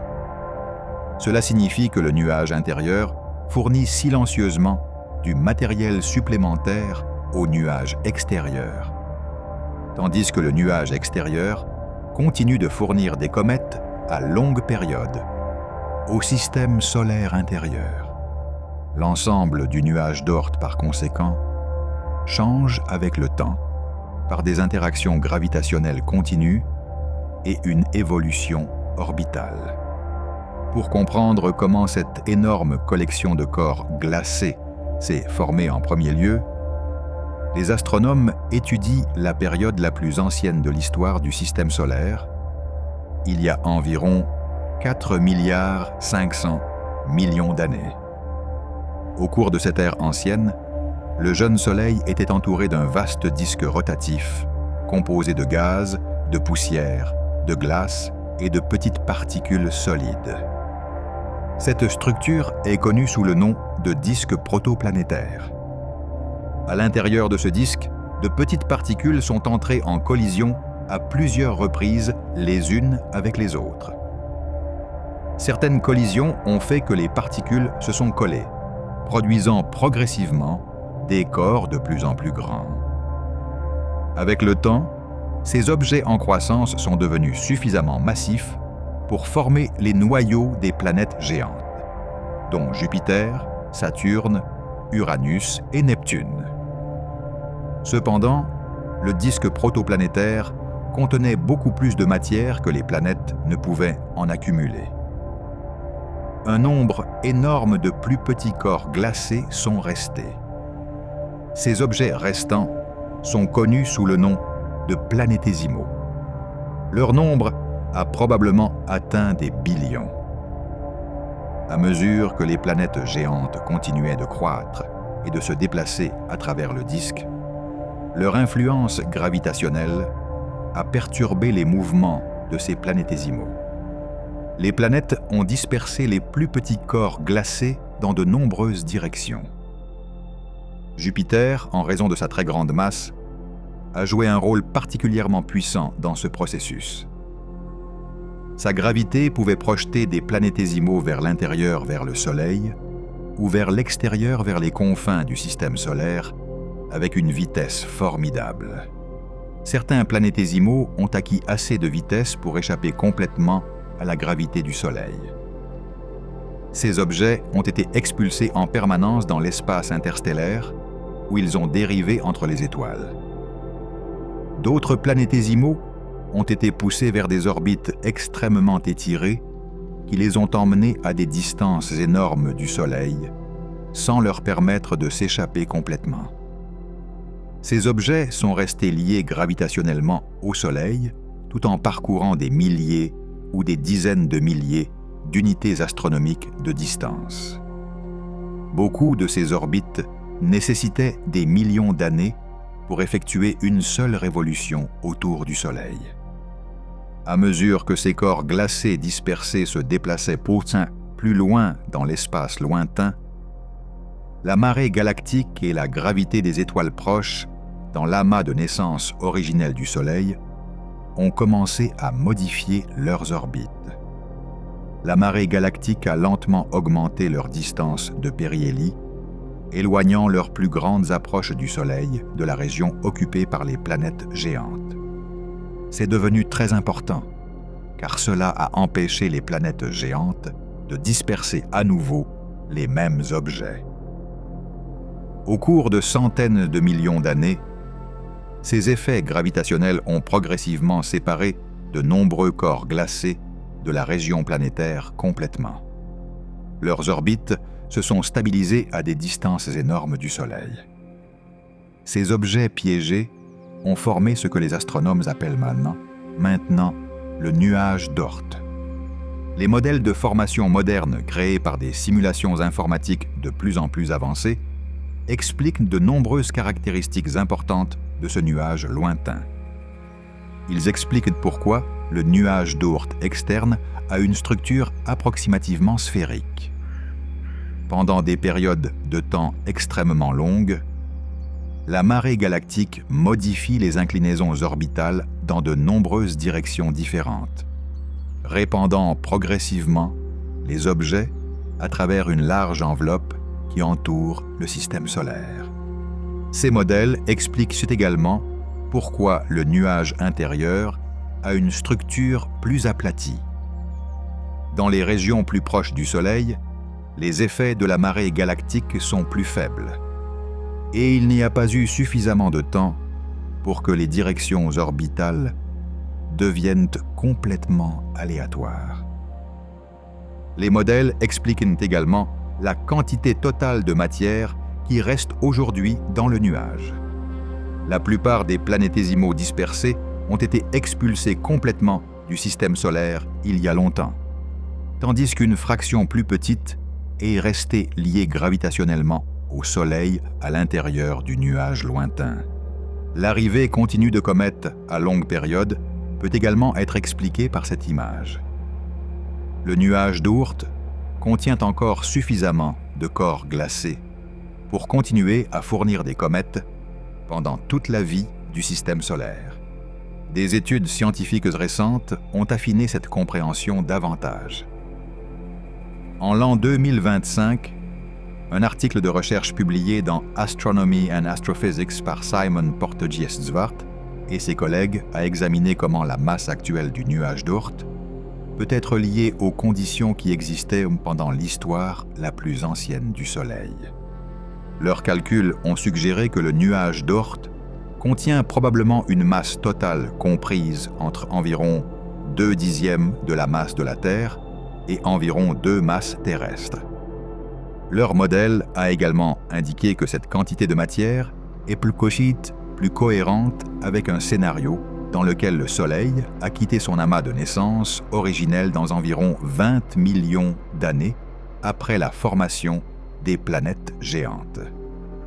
Cette recherche aide les astronomes à établir des limites sur l'environnement dans lequel le Soleil est né et relie la structure actuelle du nuage d'Oort à des événements survenus au cours des toutes premières étapes de la formation du système solaire. Des découvertes plus récentes ont continué d'ajouter de nouveaux détails à cette image depuis des directions que les astronomes n'avaient pas initialement prévues. En septembre 2024, les conservateurs du planétarium Hayden préparaient une nouvelle présentation intitulée « Rencontre dans la Voie lactée ». La présentation comprenait un modèle visuel détaillé des régions extérieures du système solaire. Ce modèle a été construit en utilisant des données de simulation fournies par David Nesvorny, un scientifique planétaire travaillant à l'Institut de recherche du Sud-Ouest. Il avait passé de nombreuses années à créer des modèles informatiques de la façon dont le nuage d'Oort s'est formé et comment il change avec le temps. Pendant la préparation, l'équipe a projeté la simulation sur le dôme du planétarium. En observant la région intérieure du nuage d'Oort dans la projection, l'astrophysicienne Jackie Faherty a remarqué une structure inattendue dans les données. La visualisation montrait un motif en forme de structure spirale avec 2 extensions courbes principales s'étendant vers l'extérieur à travers la région intérieure du nuage. Au début, David Nesvorny a envisagé la possibilité que le motif provienne d'une erreur dans le processus de visualisation ou du logiciel utilisé pour visualiser la simulation. Il a ensuite revérifié les résultats originaux de la simulation en utilisant les données brutes. La même structure spirale est apparue dans l'ensemble de données originales sans aucune modification de la part des outils de visualisation. Il n'avait pas précédemment examiné les données en utilisant une analyse complète des coordonnées cartésiennes tridimensionnelles de la même manière que celle utilisée par le système du planétarium, ce qui signifiait que la structure n'avait pas été visible avec ses méthodes de révision antérieures. Pour approfondir l'enquête, il a utilisé le système de supercalcul de la NASA connu sous le nom de superordinateur Pléiades, pour effectuer des simulations supplémentaires. Ces nouvelles exécutions comprenaient différentes conditions initiales, différents modèles de mouvements stellaires passés près du système solaire et différentes configurations de paramètres pour l'environnement précoce du système solaire. À travers toutes ces simulations, la même structure spirale est apparue de nouveau dans la région intérieure du nuage d'Oort. La structure répétée s'étendait sur une région mesurant environ 15 000 unités astronomiques dans toute son étendue. Elle apparaissait orientée dans une direction presque perpendiculaire au plan général de la galaxie. La région intérieure du nuage d'Oort impliquée dans cette structure se trouve à des distances du Soleil allant d'environ 1000 unités astronomiques à environ 10 000 unités astronomiques. Les processus physiques impliqués comprennent l'influence gravitationnelle du Soleil et les effets des gravitationnels produits par la distribution de masse générale de la Voie lactée, qui affectent les objets distants dans le système solaire extérieur. Cette influence modifie progressivement l'orientation des orbites et altère leur forme sur de longues périodes de temps. Les changements orbitaux dépendent des valeurs spécifiques du mouvement de chaque objet, y compris la distance au Soleil et l'inclinaison orbitale. Cela produit différents rythmes de changement orbital entre différents objets de la région, ce qui conduit au développement d'une disposition structurée sur de longues périodes de temps. L'évolution de ces propriétés orbitales sur des milliards d'années aboutit à une distribution stable en forme de spirale dans l'espace physique au sein du nuage d'Oort intérieur. Cette structure se forme tôt dans l'histoire du système solaire, au cours des quelques centaines de millions d'années suivant sa formation, et reste présente à travers les étapes ultérieures de l'évolution du système solaire. Même lorsque des étoiles proches traversent les régions extérieures du système solaire et perturbent des objets plus éloignés, la région intérieure maintient sa disposition générale en raison d'une liaison gravitationnelle plus forte avec le Soleil. Les résultats ont été partagés plus tard en février 2025 via le serveur de préimpression Arcaxiv et ont également été soumis pour publication dans l'Astrophysical Journal, où ils sont actuellement en cours de révision. Le résultat n'a pas encore été confirmé par une mesure observationnelle directe. L'observation directe de la structure nécessiterait de localiser et de cartographier des centaines d'objets individuels dans le nuage d'Oort et de déterminer leur position dans l'espace tridimensionnel. Ce niveau de collecte de données n'est pas encore disponible avec les systèmes d'observation actuels. On s'attend à ce que l'observatoire Verace-Rubin, qui a récemment commencé à fonctionner au Chili, dans le cadre d'un programme de sondage du ciel à grande échelle, identifie certains objets du système solaire extérieur grâce à des images répétées du ciel. Mais le nombre de détections actuellement attendues reste limité. Un nombre beaucoup plus important d'objets identifiés serait nécessaire pour reconstituer la disposition spatiale complète de la structure. Pendant de nombreuses années, le nuage d'Oort intérieur a été décrit comme une région contenant des corps glacés, distribués sans forte organisation interne. Les nouveaux résultats de la simulation indiquent que la région contient une structure spatiale organisée influencée non seulement par la gravité du Soleil et des planètes, mais aussi par des effets gravitationnels provenant de la galaxie dans son ensemble. Le champ gravitationnel de la galaxie affecte le mouvement des objets éloignés du système solaire d'une manière qui devient visible dans les schémas orbitaux à long terme, au sein de la région intérieure du nuage d'Oort. La même région de l'espace présente également des changements continus sur de longues échelles de temps. L'influence gravitationnelle de la galaxie modifie progressivement les orientations orbitales. Les étoiles de passage contribuent à des changements supplémentaires dans les trajectoires orbitales. Les planètes géantes du système solaire affectent également la distribution de matière en déplaçant les objets vers différentes régions orbitales. Les objets peuvent se déplacer entre différentes parties du nuage d'Oort sur de longues périodes de temps, et certains sont redirigés vers le système solaire intérieur, où ils deviennent des comètes, avant de quitter la région à nouveau, après être passés près du Soleil.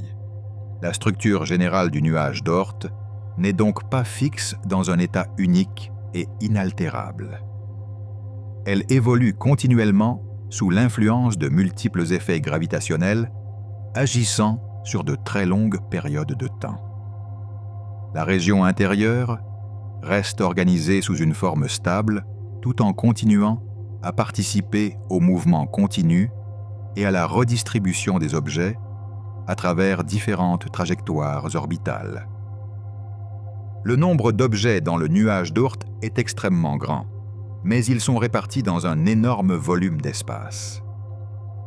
On estime que la région extérieure contient environ 1 billion d'objets répartis sur une large coquille sphérique s'étendant d'environ 20 000 unités astronomiques à environ 100 000 unités astronomiques du Soleil. En raison de cette large distribution, l'espacement entre les objets individuels reste extrêmement grand, et chaque objet occupe une région d'espace avec très peu de voisins proches. Un observateur situé sur un corps dans cette région n'aurait pas d'objets proches à courte distance dans la plupart des directions, et l'espace environnant contiendrait très peu de corps détectables à un moment donné. Le nuage d'Oort contient un si petit nombre d'objets dans un volume donné que les collisions entre eux ne se produisent presque jamais. Dans la région la plus proche du Soleil, les petits corps entrent souvent en collision les uns avec les autres. Les astéroïdes peuvent s'écraser et se fragmenter, et les tractions gravitationnelles entre les objets altèrent régulièrement leur trajectoire pendant de longues périodes de temps mesurées en millions d'années. Dans le nuage d'Oort, l'espacement entre les objets est si extrême que 2 corps séparés peuvent se déplacer sur leurs orbites pendant toute l'âge du système solaire, qui est d'environ 4,5 milliards d'années, sans jamais s'approcher suffisamment d'un autre objet pour qu'un effet gravitationnel notable se produise. Chaque objet se déplace seul dans l'espace, maintenant son état à long terme avec très peu de changements, car il y a tant d'espace vide entre un objet et le suivant. La région peut être comprise comme contenant une énorme séparation entre chaque corps individuel, avec des distances si grandes que chaque objet est isolé de tous les autres par de vastes étendues d'espace presque vides. Cet espacement extrême est l'une des principales raisons pour lesquelles le nuage d'Oort n'a jamais été vu directement. Les objets que l'on pense y exister sont généralement petits, souvent de seulement quelques miles de large, et sont très sombres car ils réfléchissent extrêmement peu de lumière solaire. Les espaces entre eux sont si grands que même les télescopes puissants ne peuvent pas séparer un objet d'un autre d'une manière qui permette une détection claire. La difficulté n'est pas seulement que les objets sont faibles, mais qu'ils sont répartis sur un volume d'espace si grand que les points individuels de lumière deviennent impossibles à distinguer. On pense que la population totale est si largement répartie que l'obtention d'images directes n'est pas possible avec les méthodes d'observation actuelles.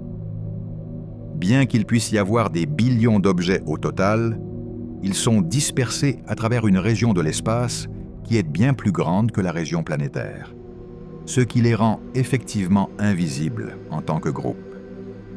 Le défi n'est pas simplement l'obscurité, mais la manière dont la matière est étendue sur un si grand espace que la détection devient impraticable. malgré le manque d'observation directe, de multiples lignes de preuves indépendantes soutiennent l'existence de cette région lointaine.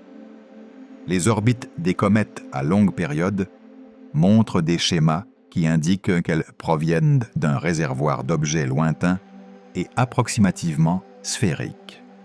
La manière dont ces comètes sont influencées lorsqu'elles entrent dans le système solaire intérieur correspond à ce à quoi on s'attendrait si elles étaient perturbées d'un nuage lointain par l'influence gravitationnelle des étoiles de passage et le champ gravitationnel général de la galaxie. Les modèles de la formation du système solaire montrent également que les interactions gravitationnelles précoces avec les planètes géantes auraient projeté de nombreux petits corps vers l'extérieur sur des orbites lointaines, créant un grand réservoir extérieur. Les estimations de la masse totale de cette région lointaine sont cohérentes avec l'efficacité avec laquelle les planètes devraient expulser de la matière pendant les premières étapes de la formation planétaire. Les simulations informatiques utilisant des calculs de haute puissance montrent maintenant également des schémas de distribution qui correspondent aux attentes théoriques sur la façon dont de telles populations lointaines seraient façonnées sur de longues périodes sous des influences galactiques. Chacune de ces lignes de preuve seules ne fournit pas de confirmation directe, mais ensemble, elles forment un cadre cohérent qui soutient la même conclusion. Le résultat est que le nuage d'Oort est traité en sciences planétaires comme une structure réelle dont l'existence est fortement étayée par des preuves physiques. Bien qu'il n'ait pas été photographié directement, il est décrit comme une hypothèse au sens strict, car il n'a pas été observé directement, mais il n'est pas considéré comme une supposition fortuite, car il est déduit logiquement de multiples processus physiques bien établis, impliquant des comètes, la formation planétaire et la dynamique galactique. L'attention se tourne alors vers l'échelle de cette région, qui s'étend sur des distances difficiles à exprimer en termes quotidiens. On pense que la limite extérieure atteint jusqu'à 100 000 unités astronomiques du Soleil. Une seule unité astronomique est la distance moyenne entre la Terre et le Soleil.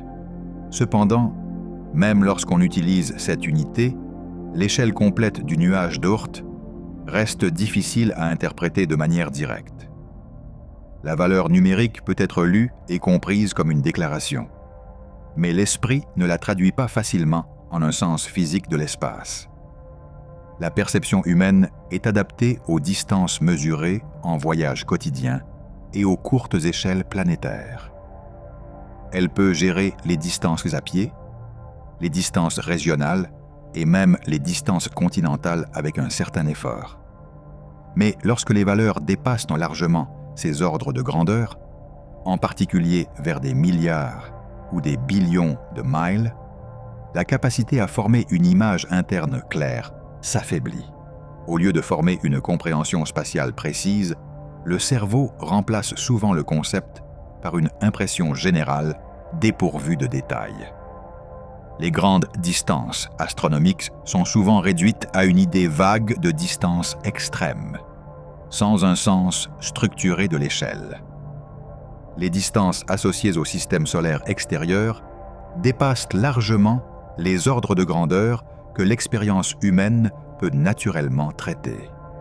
En conséquence, même lorsque les chiffres sont clairement énoncés, la signification réelle de ces distances ne forme pas une image mentale complète. La distance entre la Terre et le Soleil est appelée une unité astronomique, ce qui représente environ 93 millions de miles. La lumière parcourt cette distance en environ 8 minutes et 20 secondes. Si un véhicule pouvait se déplacer continuellement à une vitesse de 60 miles par heure sans s'arrêter, le voyage prendrait environ 177 ans. Cette distance est utilisée comme unité de base pour mesurer les distances spatiales. Neptune, la planète connue la plus éloignée du Soleil, orbite à environ 30 unités astronomiques. La lumière solaire met environ 4 heures et 10 minutes pour atteindre Neptune. À la même vitesse constante de 60 miles par heure, voyager jusqu'à Neptune prendrait approximativement 5300 ans. Cette distance marque la région extérieure du système planétaire. Au-delà de Neptune, la ceinture de Kuiper s'étend vers l'extérieur jusqu'à environ 50 unités astronomiques du Soleil. Passé cette région, l'héliopause se situe à environ 120 unités astronomiques, où le vent solaire s'affaiblit et rencontre l'espace interstellaire. Ces distances sont souvent considérées comme les limites extérieures du système planétaire principal. Au-delà de ces régions, l'espace continue vers une structure beaucoup plus grande. On pense que la limite intérieure du nuage de Hills, qui fait partie du nuage d'Oort, commence à environ 2000 ou 5000 unités astronomiques du Soleil. En utilisant la valeur la plus basse de 2000 unités astronomiques, cette distance est déjà environ 67 fois plus éloignée que l'orbite de Neptune. Elle est égale à approximativement 186 milliards de miles. La lumière met environ 11 jours et demi pour atteindre cette distance. À une vitesse constante de 60 miles par heure, le voyage prendrait environ 354 000 ans. Ceci n'est que la région initiale du nuage d'Oort. On pense que le nuage de Hills s'étend vers l'extérieur jusqu'à environ 20 000 unités astronomiques. À cette distance, la lumière solaire met environ 4 mois pour arriver. Cette région est environ 667 fois plus éloignée du Soleil que Neptune. L'influence gravitationnelle du Soleil est toujours présente, mais elle est beaucoup plus faible que dans le système intérieur. À cette distance, le Soleil apparaîtrait comme un point brillant dans le ciel, d'apparence similaire aux autres étoiles.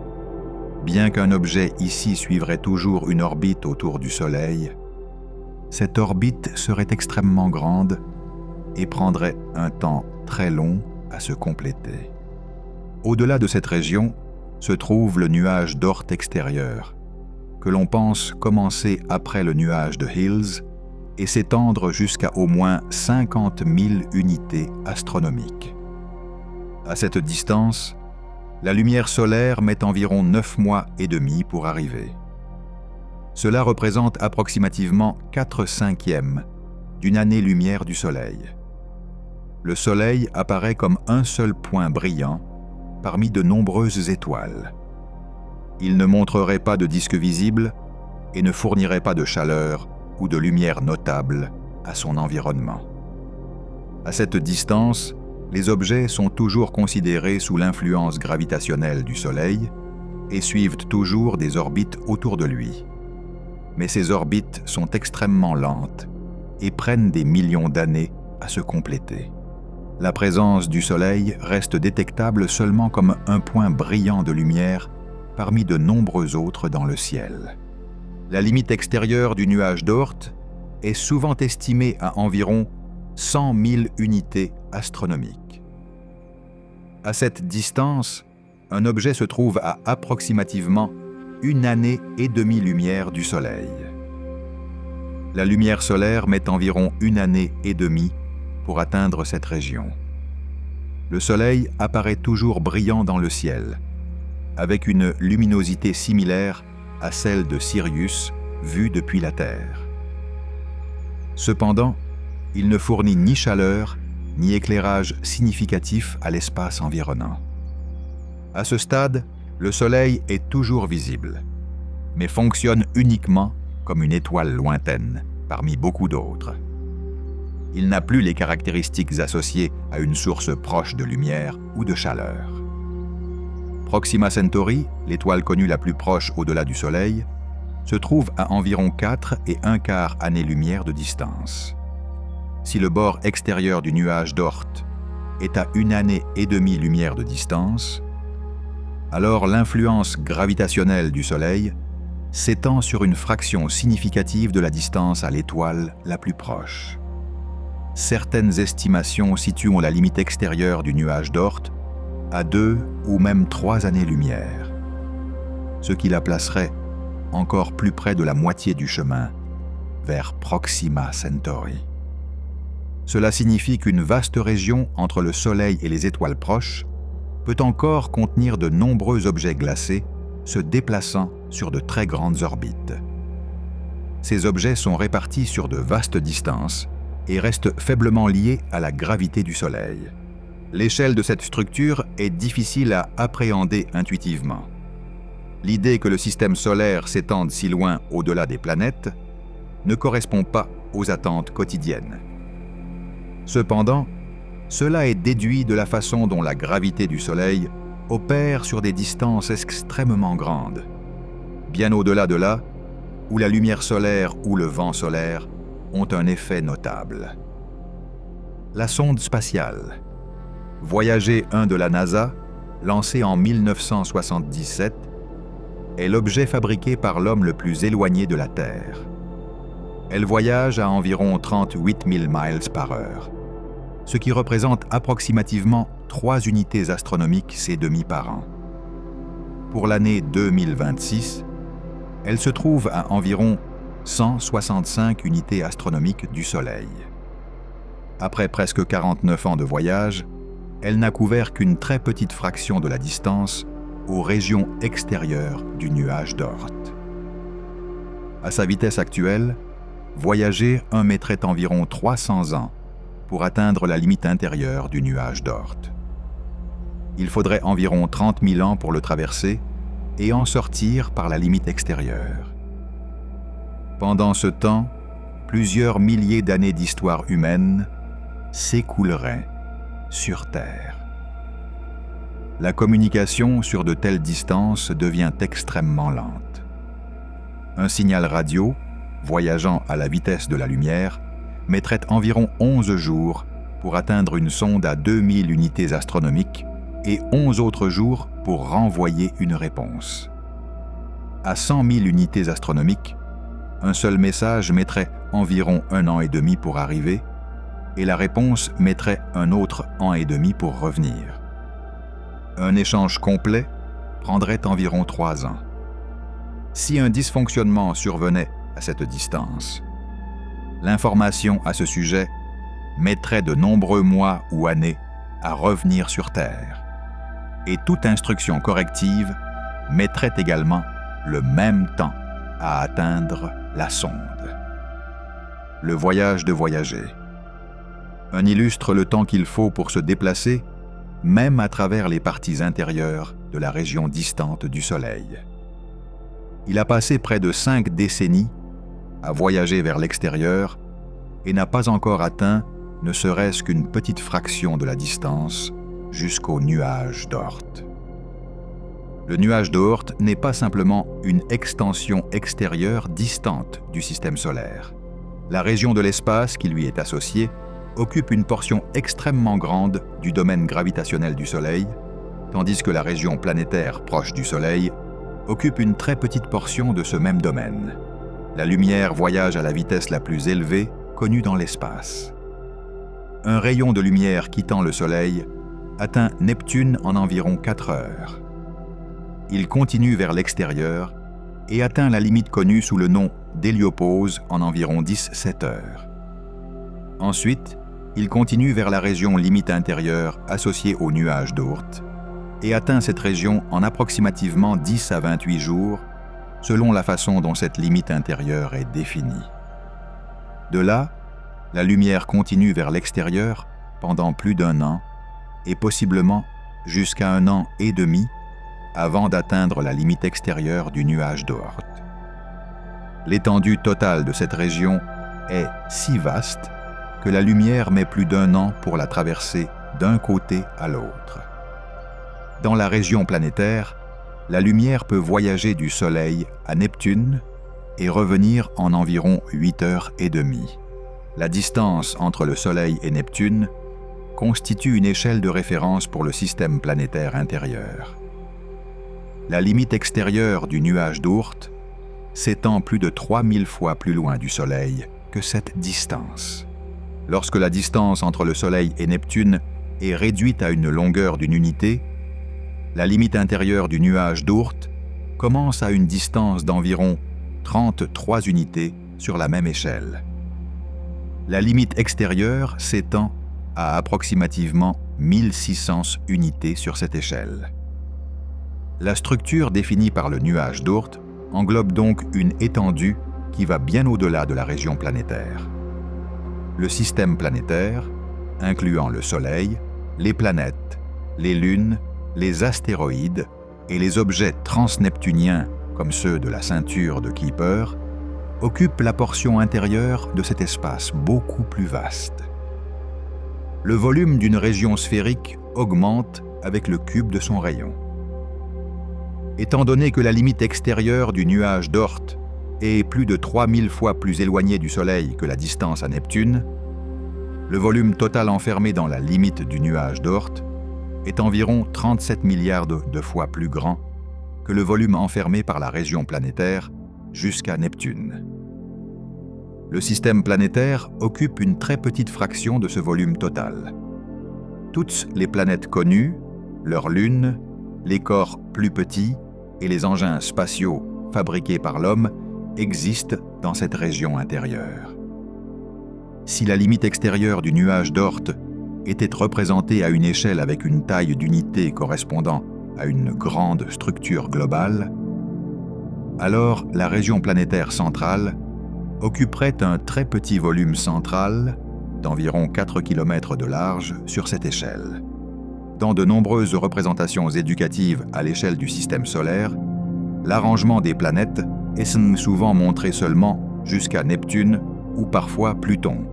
Ces représentations ne s'étendent généralement pas à la région du nuage d'Oort, car les distances requises pour l'inclure s'étendent bien au-delà des espaces locaux et régionaux typiques utilisés pour la démonstration.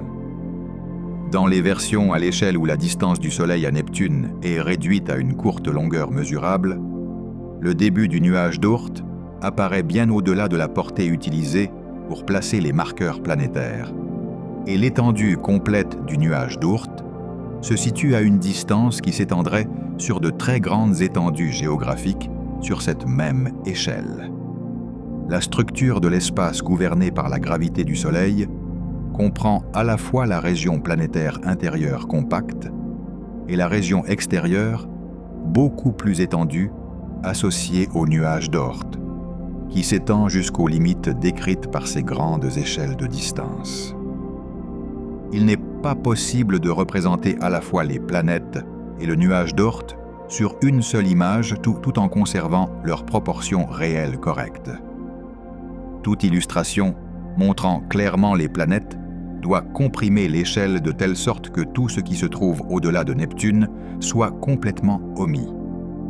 Si le nuage d'Oort était inclus sans modifier l'échelle, le diagramme nécessiterait une feuille de papier qui s'étendrait sur quelque chose comme la longueur totale d'un terrain de football, tandis que les planètes seraient réduites à un point presque invisible regroupé au milieu. Ce qui est habituellement montré dans les manuels ou les diagrammes n'est pas une simple réduction des détails. C'est une suppression sévère de presque toute la structure. De telles images montrent moins d'1 milliardième de l'étendue totale du système réel et le présentent pourtant comme s'il représentait tout le système solaire. Pour mieux comprendre cela, il est utile de cesser de penser en termes de distance fixe et de penser plutôt en termes de la proportion de l'étendue radiale totale du système solaire que chaque région occupe.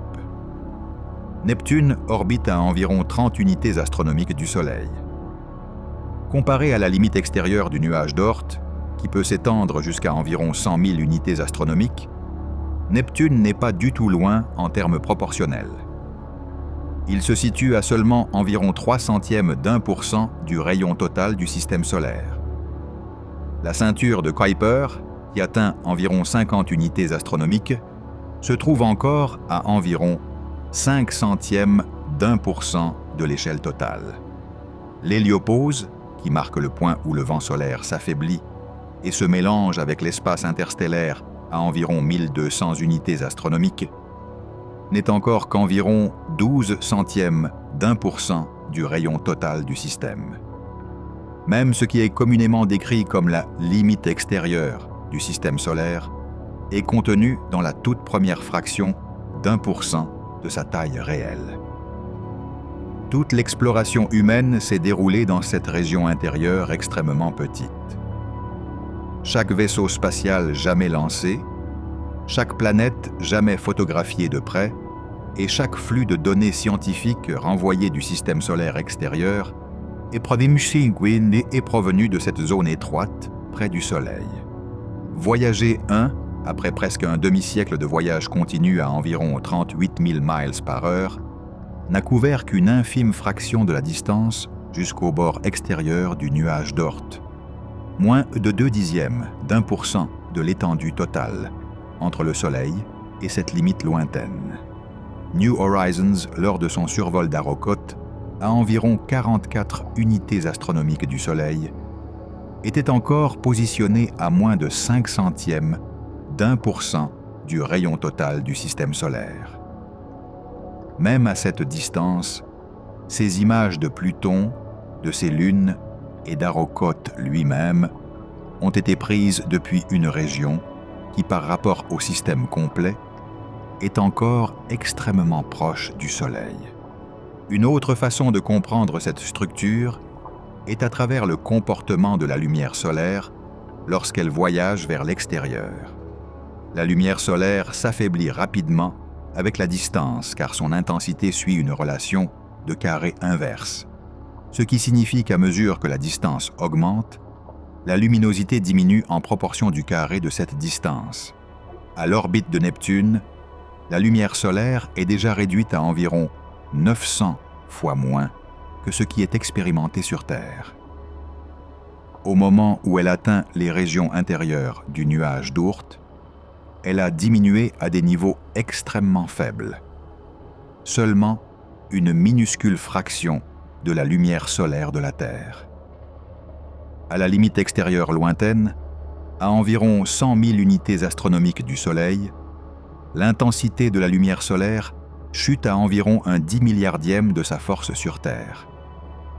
À cette distance, la faible lueur des étoiles lointaines dispersées dans la Voie lactée contribue avec une quantité de lumière comparable à celle qui provient du Soleil lui-même. Néanmoins, le Soleil reste visible de cette région comme l'une des étoiles les plus brillantes du ciel. Cependant, cette luminosité ne se traduit pas par une influence physique. Elle ne transporte pas de chaleur capable de modifier la température, ne produit pas assez d'énergie pour propulser des systèmes météorologiques et ne peut pas maintenir de l'eau liquide ni aucun processus planétaire familier. Il reste juste un point lointain de lumière, son énergie répartie si finement dans l'espace qu'elle perd son effet pratique bien avant d'atteindre ces distances. Au-delà de la distance et de la lumière décroissante, il y a une autre caractéristique importante du nuage d'Oort qui devient claire lorsque l'on compare sa masse à l'énorme volume qu'il occupe. On pense que le nuage contient peut-être des billions de corps glacés individuels, cependant, sa masse totale reste étonnamment petite. Les estimations varient selon le modèle utilisé, mais de nombreux calculs modernes suggèrent que la masse combinée de tous ces objets ne représente qu'une fraction de la masse de la Terre, ou au maximum quelques masses terrestres au total.